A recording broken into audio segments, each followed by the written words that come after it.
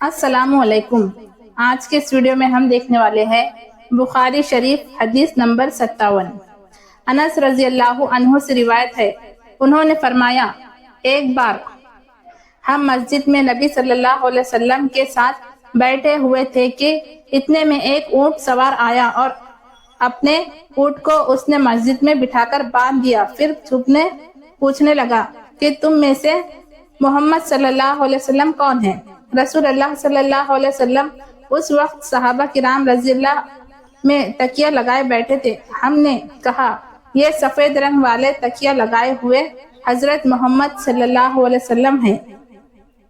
تب وہ آپ سے کہنے لگا، اے عبد المطلب کے بیٹے، اس پر آپ نے فرمایا، کہو میں تجھے جواب دیتا ہوں۔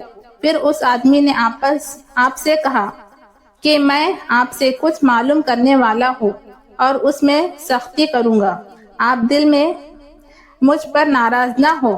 پھر آپ نے فرمایا، کوئی بات نہیں، جو چاہے پوچھ۔ تب اس نے کہا، میں آپ کو آپ کے مالک اور آپ سے پہلے والے لوگوں کے مالک کی قسم دے کر پوچھتا ہوں، کیا اللہ تعالیٰ نے آپ کو تمام انسانوں کی طرف نبی بنا کر بھیجا ہے؟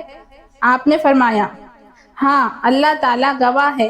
پھر اس نے کہا، آپ کو اللہ کی قسم دیتا ہوں، کیا اللہ تعالیٰ نے آپ کو دن رات میں 5 نمازیں پڑھنے کا حکم دیا ہے؟ آپ نے فرمایا، ہاں، اللہ تعالیٰ گواہ ہے۔ پھر اس نے کہا، میں آپ کو اللہ کی قسم دیتا ہوں، کیا اللہ تعالیٰ نے سال بھر میں رمضان کے روزے رکھنے کا حکم دیا ہے؟ آپ نے فرمایا، ہاں، اللہ گواہ ہے۔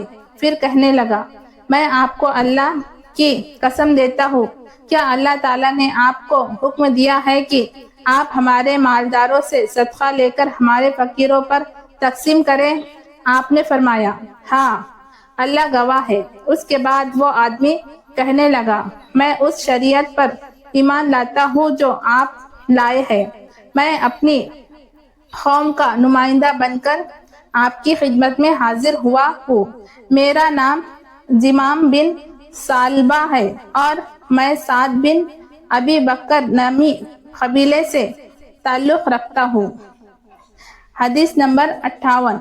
ابن عباس رضی اللہ عنہ سے روایت ہے کہ رسول اللہ صلی اللہ علیہ وسلم نے اپنا خط ایک آدمی کے ساتھ بھیجا اور اس سے فرمایا کہ یہ خط بحرین کے گورنر کو پہنچا دو۔